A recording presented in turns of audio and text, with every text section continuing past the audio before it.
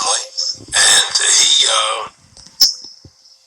when I was running for governor in Nevada, he came to me, introduced himself to me to an attorney, and we became friends. We started talking about things, and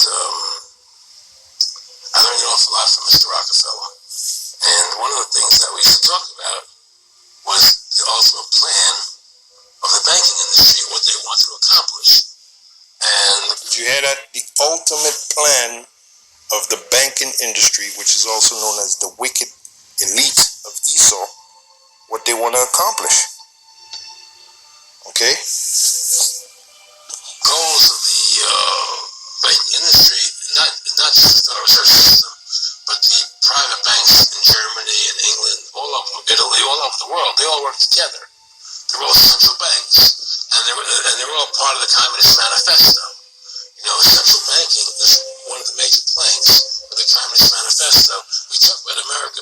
And the Communist Manifesto is very important because when you read the planks, pretty much all those planks are being instituted today.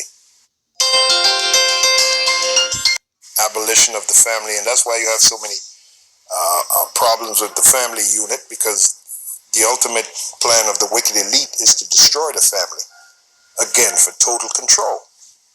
Okay? Being a capitalistic country, but yet at the same time we have a central bank that plans everything for us, right? And the graduated income tax is another plank of the Communist Manifesto, right? So right there you have two major planks of the Communist Manifesto that have been brought in because of the Federal Reserve System, okay? So the ultimate goal that these people have in mind is the goal to create a... And he mentioned the Federal Reserve System. Let's not forget how the Federal Reserve was created. The ideology of the Federal Reserve. It was done in secret. When you go back into the history of Jekyll Island and how this Federal Reserve was created in secrecy, all you have to do is Google that information. The information is available. I mean, Eustace Mullins wrote a book called The Secrets of the Federal Reserve. These devils work in secret. Let's bring in the scripture here. And now the secret is being exposed, which symbolizes the beginning of his end.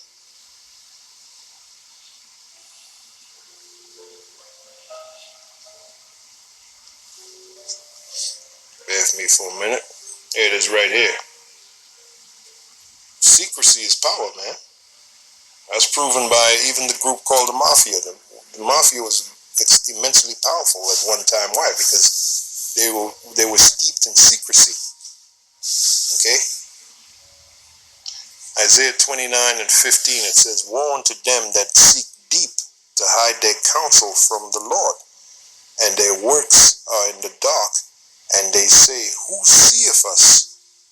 And who knoweth us?" Yeah, your secret societies. One of those secret societies was the CFR, which Nick Rockefeller asked Aaron Russo to join, the Council on Foreign Relations, which this individual, G. Edward Griffin, describes that group, the CFR, as being semi-secret.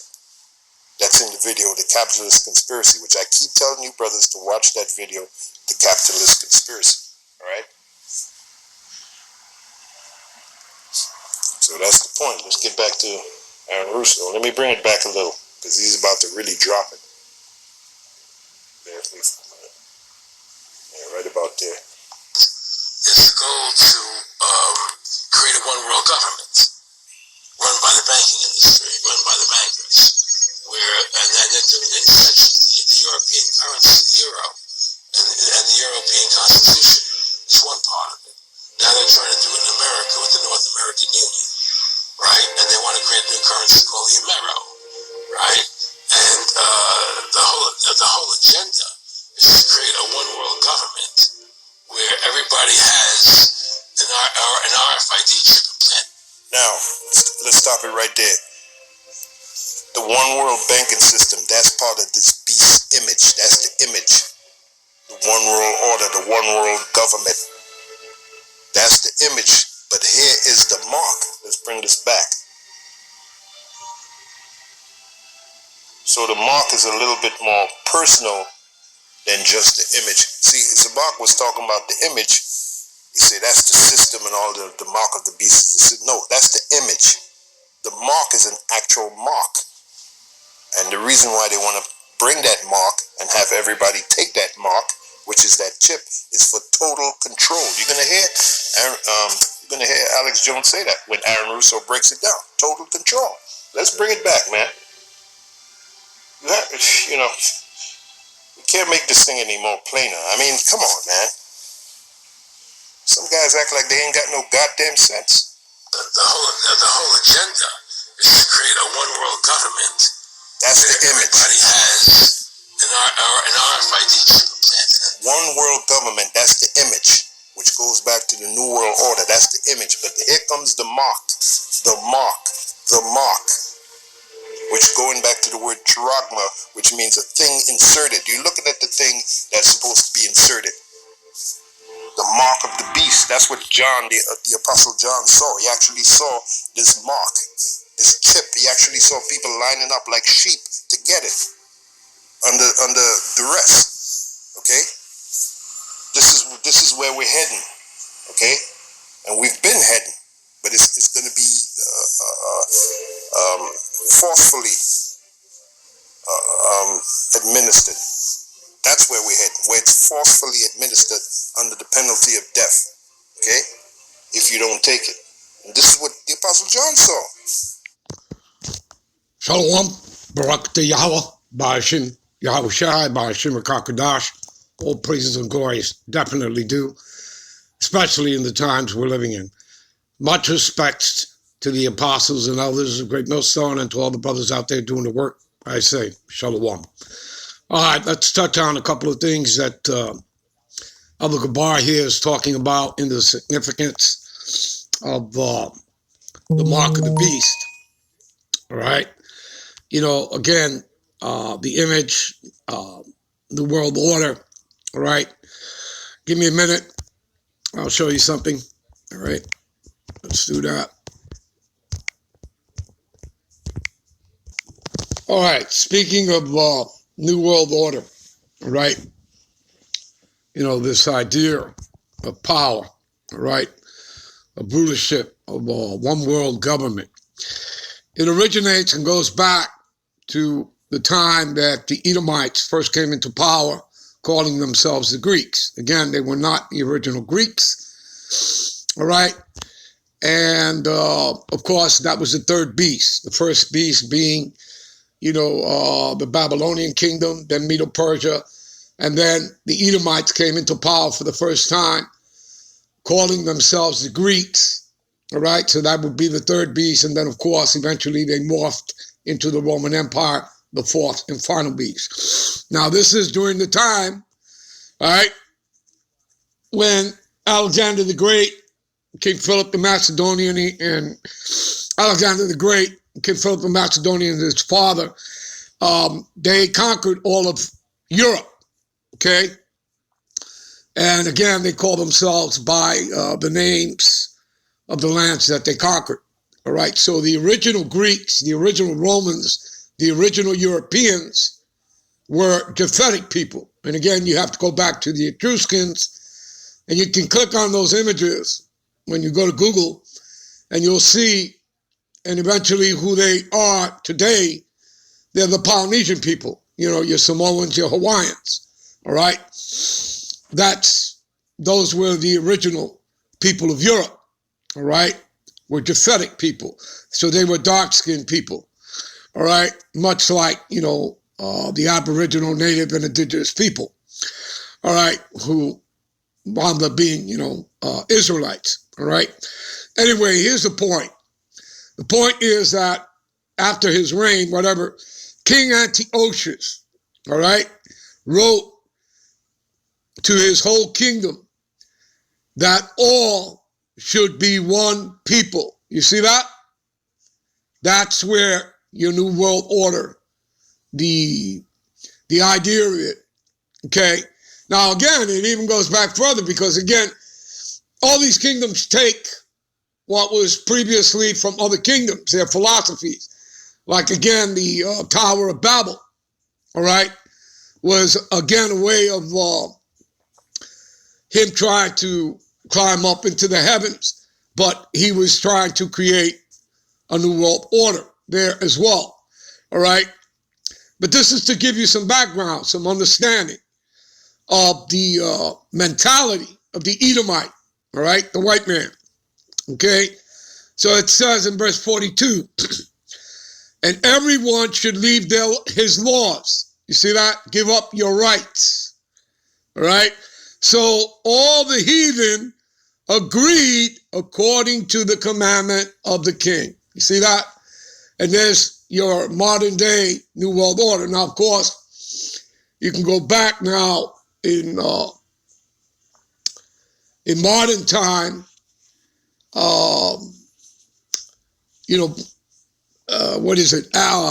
What's his name? Weishaupt, Adam Weishaupt, all right, who again, Edomite, Illuminati, 1776. You can go to 1933, Roosevelt, the New Deal, okay? You understand? All the way to today. And then, about the, what do you call it? The Federal Reserve. Federal Reserve, again, that goes back to 1911, 1910, Jekyll Island. And in order even to pull that off, they had to kill Guggenheim, Hershey's chocolate, Guggenheim from the Guggenheim Museum, Fifth Avenue, New York. They were on the ship, supposedly called the Titanic, and they were against this, the Federal Reserve, the creation of it. And so they had to be taken out. And exactly after they were taken out, this is when the Federal Reserve came into play, all right? So, because they were against it. All right, what else did I want to show you? Let me see here. Let me show you something else, then we'll get back to the video.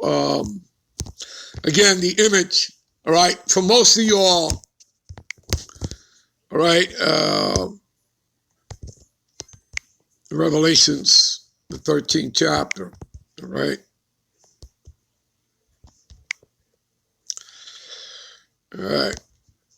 Okay, let's see here. All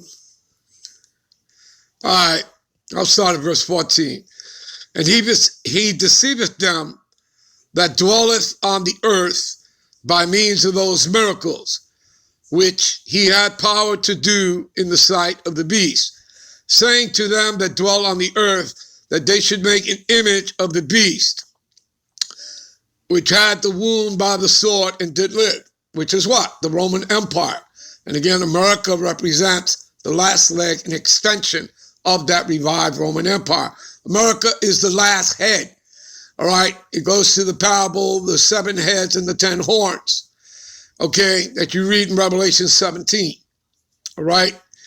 And the parable gets into that, there are 7 kingdoms, right? The 7 mountains are 7 kingdoms, 7 governments, nations, all right? And so there are 7 kings, right? Kingdoms, it's meaning kingdoms, and 5 kingdoms have fallen, all right? And the 5 that have fallen is Dominion Major, Dominion Minor, Spain, the French, and the Greek Empire. Those are the 5 kingdoms that have fallen. The one that is, during the time that John the Revelator wrote the book of Revelations on the island of Patmos in his 90s, he was a prisoner, right, during the time of the Roman Empire. So Rome, right, the one that is would be the Roman Empire. That's 6. And then a 7, number 7 would be, and then one would come, and he must continue a short space. That would be the British Empire. Those are your 7, the 7 heads of the 10 horns. The 10 horns were vassal states during the time of the Roman Empire. All right. In modern day, that would be in the EU, 28, 29 nations. They're still just 10. They were just broken down. I'll be right back with part 2. Shalom.